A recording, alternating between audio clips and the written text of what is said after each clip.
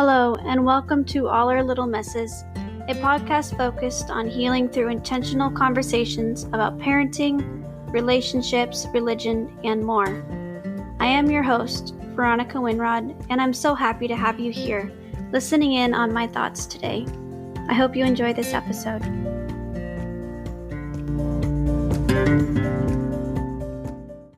Hello, and welcome back to All Our Little Messes. This is episode number 6, and I am kind of recording this in a really weird mood. It's been a very strange day, you guys, and I honestly forgot that I was going to record this episode today until 10:45 at night, so I am sitting here with my tea now, getting ready to record this, and I actually had an entirely different subject matter for you guys this week, until I was actually having a conversation with my husband earlier today, and we were talking about me dyeing my hair, which is it's something that he's been wanting me to do for a while now, and I've always been just putting it off because the thought of dyeing my hair one color just terrifies me. So I'd always compromise by highlighting it or putting low lights. He's really into red hair, so he wants me to dye my hair red. Crazy, I know, but here we are.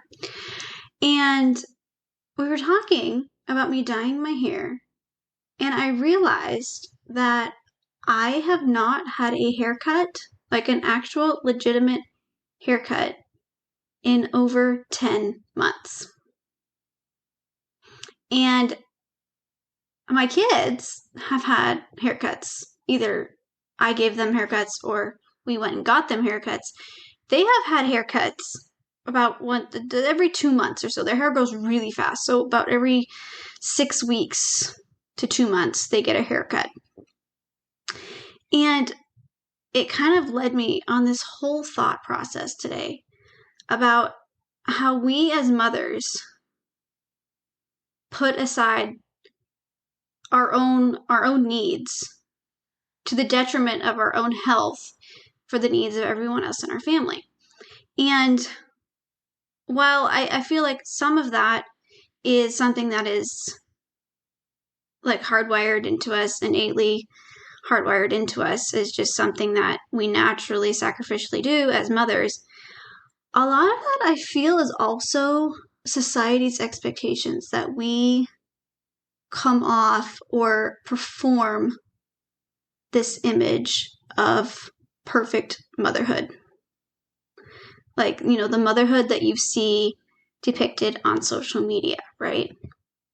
And that is just a ridiculous standard.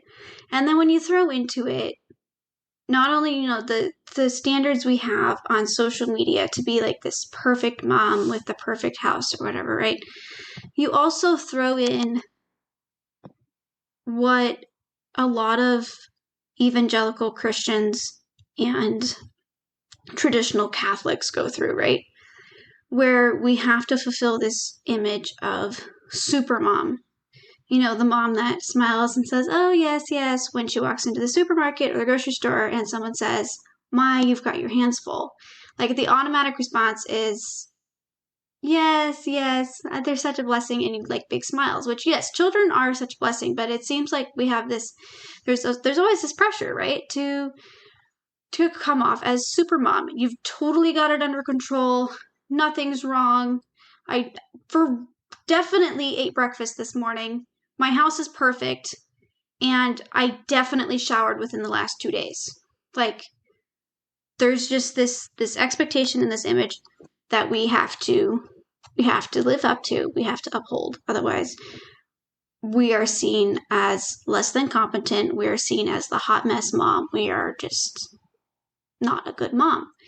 And that's kind of messed up. I mean, I shouldn't be putting off getting my own haircut or putting off or rescheduling. For instance, I rescheduled my prenatal appointment because my sons had this gathering to go to, and the oldest one had really been looking forward to it. And so I was like, okay, so I'll just reschedule my prenatal appointment. So I'm like rescheduling my own doctor's appointments so that my kids can go to a party. And like I was feeling guilty over the thought of me not rescheduling that appointment. And I shouldn't feel guilty over that. Like, this is a legitimate medical reason for me to go to the doctor. Okay?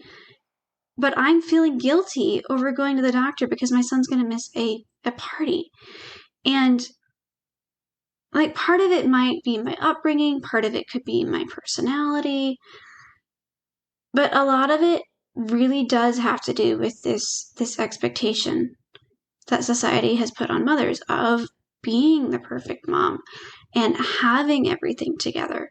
And so that is something that I wanted to talk to you guys about today and kind of just put forward a couple of ideas that I've had to kind of fight against that mentality because it needs to change for us.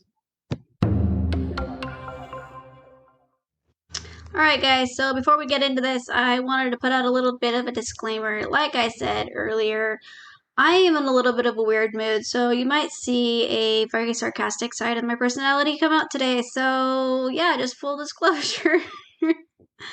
So I wanted to start off by talking about what I mentioned earlier, like this very high expectation of being super mom who totally has it together before you've even been able to understand what being a mom is. Now, for me, that started basically when I was in the hospital right after I'd given birth to my first child. So I am in the hospital, right? And I have this tiny little newborn and I am exhausted. I was in labor for 8 hours and I pushed for 2 of those hours. And so I was exhausted and I just wanted to sleep. My husband was exhausted.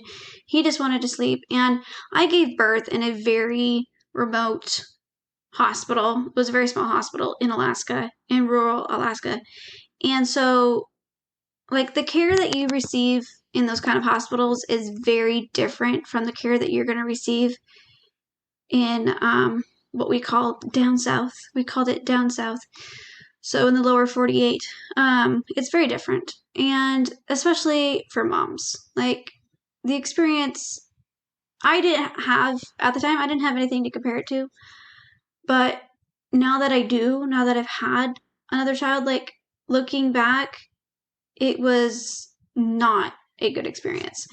And a lot of it had to do with the nurses and the doctor it was probably just a subconscious thing. They probably don't even realize they're doing this, but it's this expectation that I know already how to care for this child. And like I said, I was exhausted. My husband was exhausted. We just wanted to sleep. I was so tired. And I couldn't put the baby down.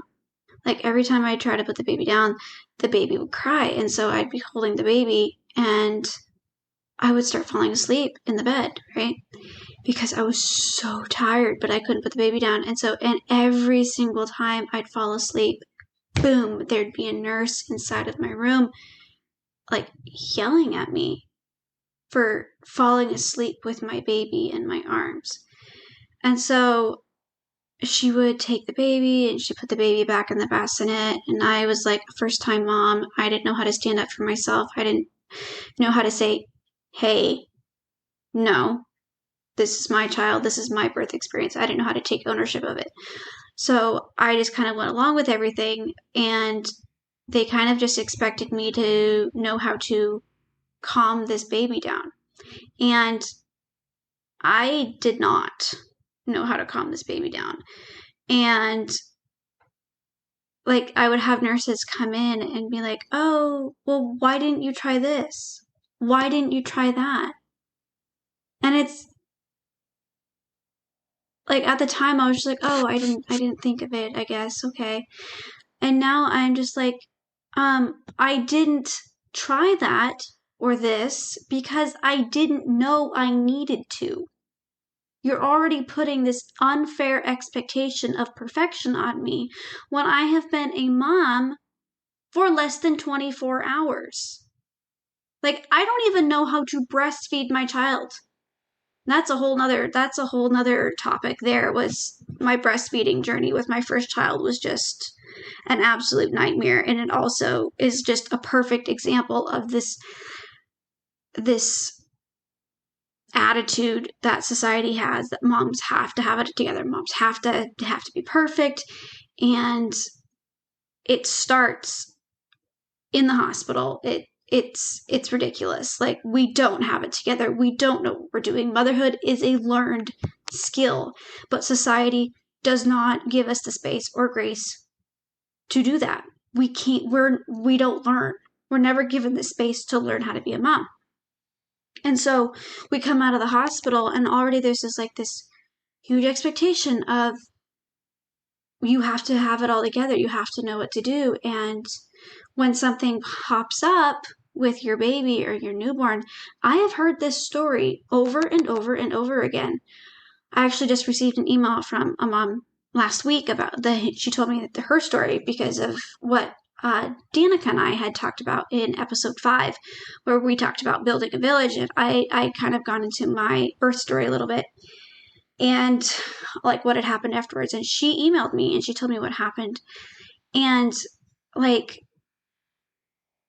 if anything happens after we give birth, we are made to feel like we have somehow failed. We didn't try hard enough. We didn't think of things enough. And so, like, it was so incredibly crushing for me as a new mom because I always felt like I was a bad mother and that I was never going to figure it out. And, if only I could do this or if only I could do that, then I would be a good mom. Then I would be, good enough for my son. And it just put me into this horrible, horrible cycle of just crushing defeat all the time because I could never live up to their expectations. Like, for example, my first child had very severe oral ties. And so as a result, he couldn't, I breastfed both of mine kind of off and on, especially my first. But my first had very bad oral ties, and as a result, he couldn't nurse very well. Because he couldn't move, he literally couldn't move his tongue at all. So like when he would cry and his mouth would open, his tongue would be in the shape of a square because it was so rooted to the bottom of his mouth. Like he had cheek ties, he had lip ties, he had tongue ties, in the back and in the front. Like it was all a mess. And I remember in the hospital, the pediatrician came in to check on him a couple hours after he was born, and like Dylan immediately started crying. And the doctor was like, oh, it looks like he has a little bit of a tongue tie. And as a first-time mom, I had no idea what that meant. I didn't know what the possible repercussions of that would be. I didn't know how to process that information. So I was like, oh, okay, so he just has a tongue tie. Big deal, whatever, moving on. And because that's what the doctor had done. He just like, oh, okay, whatever, he has a tongue tie, and he moved on. He didn't address it anymore. He didn't talk about it. And so I had from that point on, like I struggled because he wouldn't latch, because he couldn't latch, because his tongue wouldn't move. And so he had problems with weight gain as a result. And because he had problems with weight gain, they were always asking me, how often are you nursing him? And like that always, it made me mad when they'd ask me that question, honestly, because when I was in the hospital, the nurses had given me very conflicting information. I had one nurse tell me that I only had to feed the baby every 5 hours. And that seemed like really, crazy to me. It like seemed like a really long time for a tiny little baby that only survives off of milk. I had one nurse tell me that the baby needed to eat every hour, and then I had my mom telling me every 2 to 3 hours. So like I had all this conflicting information. My mom had at that point, she'd had like 13 kids, 12, 13 kids. And I was just like, you know what? My mom's had 12, 13 kids. She's breastfed them all. You know, I'm going to kind of just take that. So I was setting timers from the start of the feed to the start of the next feed, and I was feeding him every 2 hours.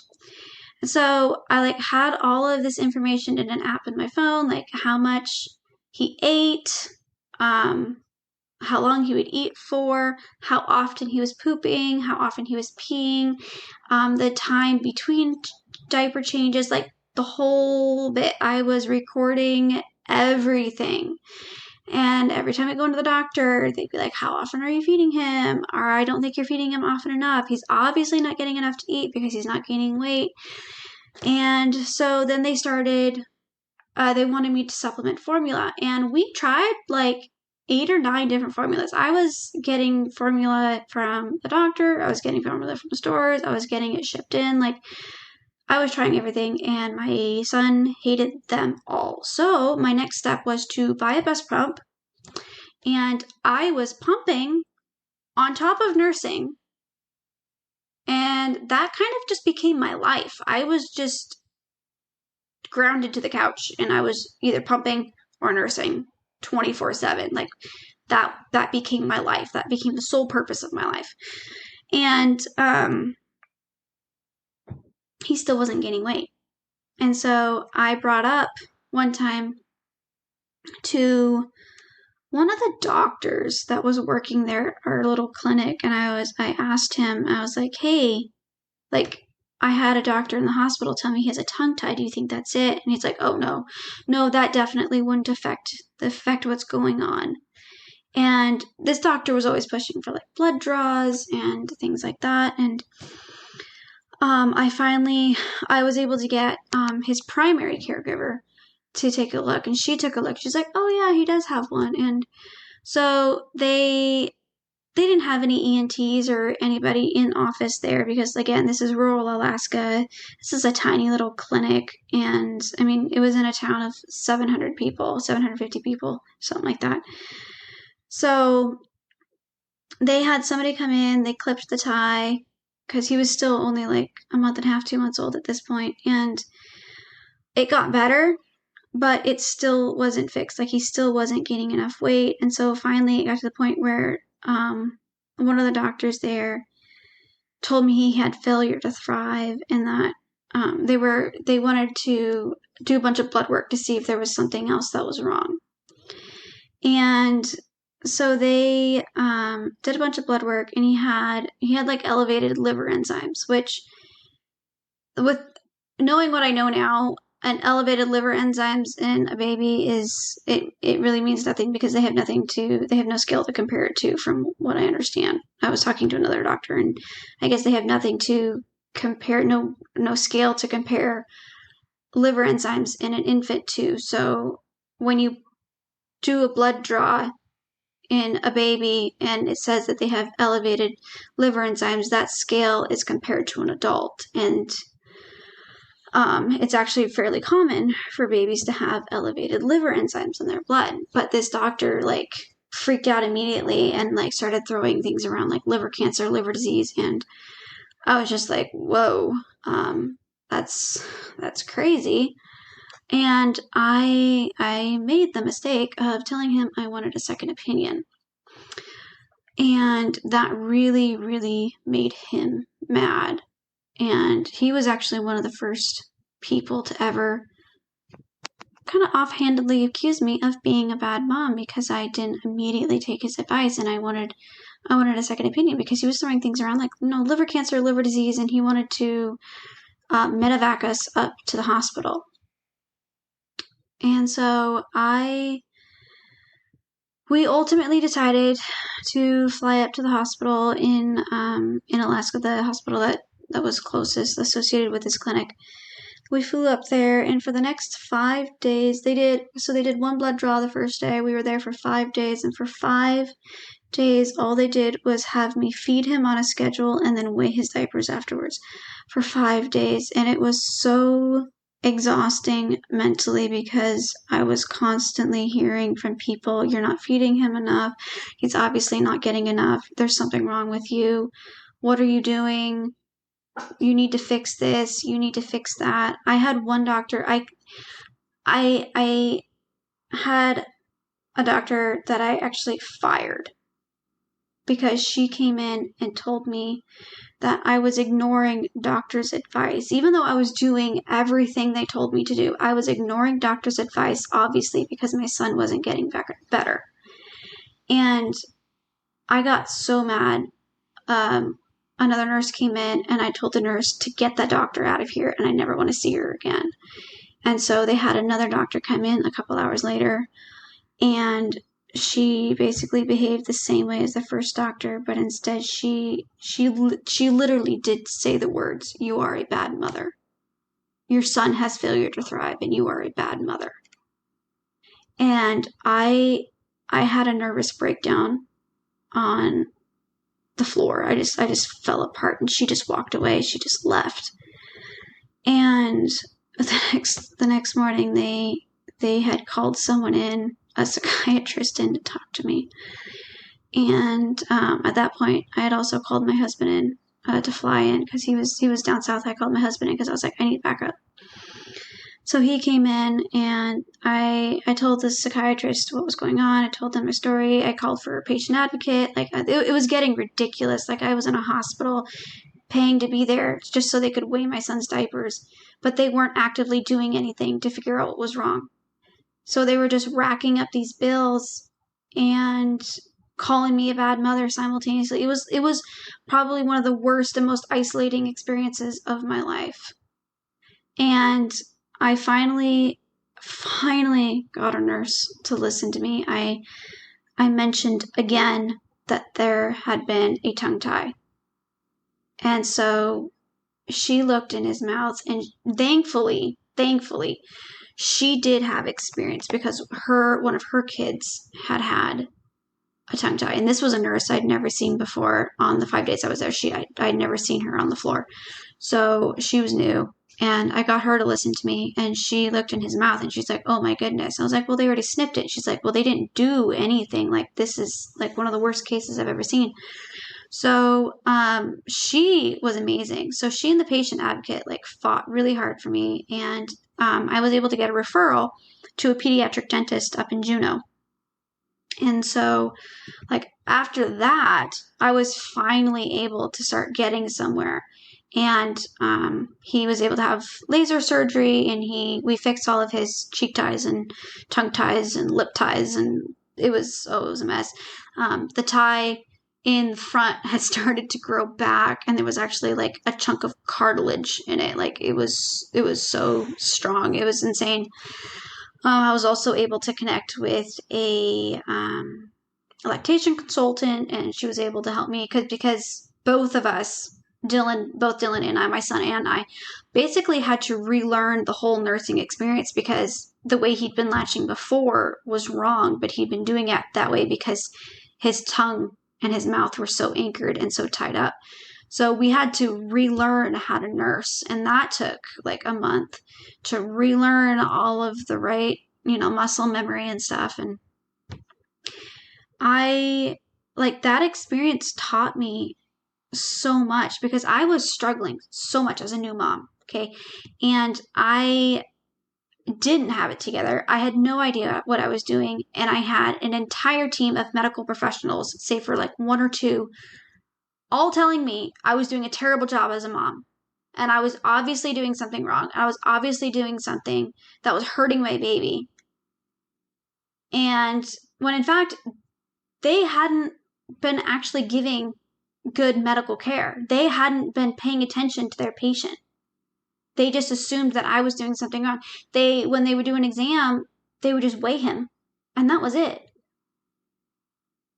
Only when he was 3 months old did they actually start to look into stuff, and that was when they did the blood draw and stuff. But I had been nagging them almost every week up until that point about his tongue ties. And they never did anything, said anything, or acknowledged what I was saying. Not even once. But, they made me feel like a bad mom and a terrible person. And one of them, somebody called CPS on me. I actually got a phone call. The phone call was made, so the report to CPS was made in May, and I didn't get a phone call from them until September. And I was talking to the social worker, and I was like, this is very concerning, because I was like, one, my husband and I bent over backwards for our kid. We were at the doctor's office every single week doing weekly check-ins for 3 months. We went up to a hospital for a solid week just to, have our kids' diapers weighed, and that's it. I mean, we bent over backwards for our son, and yet someone turns around and calls CPS on us when only a quarter mile away we have drug dealers living inside of a mobile that needs to be torn down with kids floating in and out of the house all day long, and not a thing is done for them. So there was just this huge expectation of absolute perfection, and you have to have it figured out now, just thrust on me when I had no idea what to do. And they totally took advantage of that. And so that was my first experience with the whole expectation of being super mom who totally has it all together, knows exactly what she was doing, and has it all figured out. And I didn't. I was still learning, and nobody was helping me learn. So yeah, I had that. And then I believe I was only, 6-7 months postpartum, and I had somebody ask me, oh, okay, so now that you're done relaxing, when are you going back to work? And like I said, I was only 6 or 7 months postpartum, and I was just like, I'm not going back to work. My baby's only 6 or 7 months old. And at that point, I didn't really need to go back to work. We kept our expenses pretty low, and the economy was still pretty decent, so there wasn't, I didn't need it. We didn't need me to go to work yet.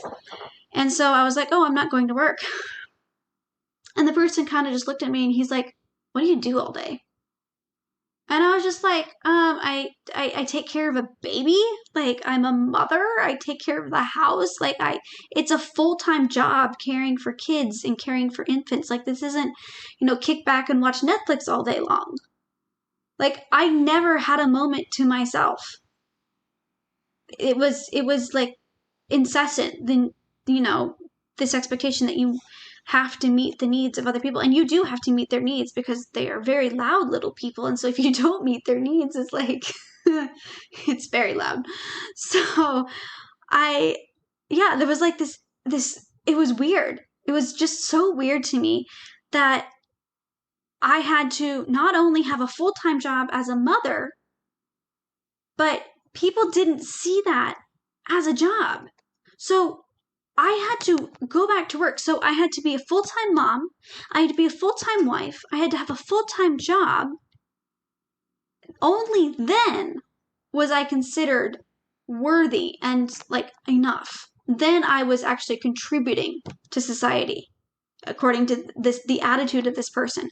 And this is not something that's just isolated to this one person. You see this all the time, all over the place. And this is why moms are falling apart, because there's this expectation from society to completely ignore their own needs, their own mental health needs, and you have to be everything. You have to be full-time mom, you have to be a full-time wife, you have to be a full-time employee, and somehow have enough mental and emotional capacity to meet the needs of everyone else around you, and everybody else ignores your needs. And so I started running into that because people would ask me, when are you going back to work? Because I had worked before I had my son, and people would ask me, when are you going back to work? And I'd be like, I'm not. I can't mentally handle that. I can't be a mom and work full time. It's physically impossible. I breastfeed, my kid won't take a bottle. And so I can't leave him at daycare, and the daycare where we lived was it was not the greatest. And so I was just like, yeah, I'm just not going to work until he's older or until we need it. It's just not going to happen. And I had so many people being like, oh, you've got it so easy. And it was just, it's so messed up. It's so messed up that people don't accept or aren't willing to accept that you have as much value being a mom and being a wife as you do in being an employee in the workforce. You have as much value. There is nothing wrong with it. And like, yeah, so there's this just ridiculous expectation of doing it all, right? Mom, wife, employee, and during the pandemic, they threw school teacher on top of that. So we had mom, wife, employee, school teacher, and then let's not forget that you had to be the school teacher, but also had to be the employee who showed up for work every day. So I don't try to explain the logistics of that one because it was, yeah, it was a nightmare, at least where I lived. Like people trying to figure out school while also going to work. It was just, it was insane. And so, yeah, there's definitely this damned if you do, damned if you don't thing, and it even comes down to, the basics in how you're raising your child as well. Like breastfeeding versus formula, sleep training versus, bed sharing, organic food versus non-organic food. Do you make your own baby food or do you go buy it yourself? Like, do you take your kid to McDonald's or do you only cook him home cooked meals? And it's so, if you take your kid to McDonald's, oh, you're a terrible lazy mom who's feeding your kid poison. If you only feed your kid home cooked meals, well, aren't you lucky that you have a husband who works hard enough for you to be able to buy all those ingredients? So it's like I said, damned if you do, damned if you don't. There is no, you're a good mom for taking care of your kids to the best of your ability. There is none of that. So, like with the breastfeeding versus formula, this is going to be a very hot topic for some people, and people aren't going to like what I'm about to say. Some people are not going to like what I'm about to say, but I have had to use formula. I have had to use it with my oldest, like I mentioned in the beginning of this podcast, and I don't understand why some moms are so vilified over the fact that they use formula. Because I'm not like a 100% believer in the whole fed is best thing because, there is this, there is a line there. Like, we do need to try to feed our kids what's best for our bodies kind of thing. So, like, we go out of our way to buy organic food for our kids, but we dump formula into them. Like, I mean, there does need to be a balance. But you're not a bad mom if your kid is formula fed. And like on all these Facebook groups are the absolute worst when it comes to this kind of thing. And like the attacks against mothers most often from what I've seen come from other mothers, which is just absolutely horrible. Like other mothers should know the struggles that mothers face in life trying to raise their kids. But hold on one second. I'm going to take a drink of tea. But they, just run after moms and attack moms for, feeding their kids formula when they have no idea what the circumstances are behind that decision. And trying to breastfeed, especially if you have no idea what you're doing like I did, like the only reason I stuck with breastfeeding for so long when I struggled so hard, like it would have been so much easier for me to find a formula that my kid would take and just do formula. Like it would have been so much easier. The only reason I stuck with it was because I had this mantra chanting in the back of my head that you have to breastfeed your kid because formula is poison and I'm going to, basically be killing my kid if I formula fed him. And looking back, if I had stopped breastfeeding, it definitely would have been better for us both. Like, it would have been better for him physically, and it would have been better for me mentally, because I struggled so hard trying to breastfeed my son because I thought it was the only thing I could do. Because if I didn't, I was going to be a bad mom. And so, like, if you're struggling with breastfeeding and you're struggling with your mental health because of it, just stop. Just stop. Stop breastfeeding. Just stop. If you have to switch to formula because your mental health is suffering from trying to breastfeed, just stop and switch to formula. Like, your kid needs to be fed, and he needs to have a healthy mom who is also mentally healthy and can actually take care of him and have a full presence in his life and not be a zombie because she's just so dead tired or focused on trying to, like, forcing the breastfeeding issue or whatever. Just stop and do what's best for you as well. So, and that's like a very big issue for me too. It's just a very, I don't know. I feel very strongly about that because I've run into it myself and then in other moms as well, where we felt forced into it or felt that we couldn't quit before, like, a certain timeline. Everybody, like, in, like, the circles I come from, everybody breastfeeds until at least 2 years old. And I weaned my oldest at 17 months. And I got so many side looks, like, so much side eye from that. And just, like, why did you wean him so early? And I was just like, because it was painful. It hurt. I didn't want to do it anymore. I was exhausted. It was annoying. I hated every second of it. I didn't look, like, everybody talks about how magical breastfeeding is. And for me, like, I've never experienced how magical breastfeeding is, because for me personally, it's just like this, I honestly don't like it. But I do it because, I feel like it's best nutritionally for the kids. So that's why I push so hard for it. And so, yeah, I don't know, like, I feel like if it's really that difficult, then just stop. If your body is like mine was just had this feeling of absolute rejection, like, I don't want to do this anymore, I'm dying over here, just stop doing it. Just stop. I mean, if you really feel the need for your child to be breastfed, then buy a breast pump. There are actually breast pumps on the market. I've invested in a few.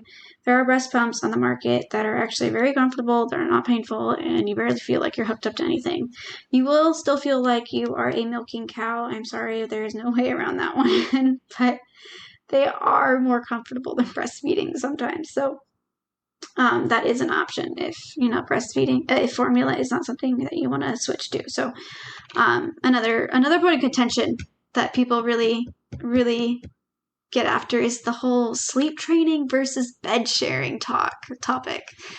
Oh boy, like, I have seen some of the worst hate and vitriol on social media over this sleep training versus bed sharing.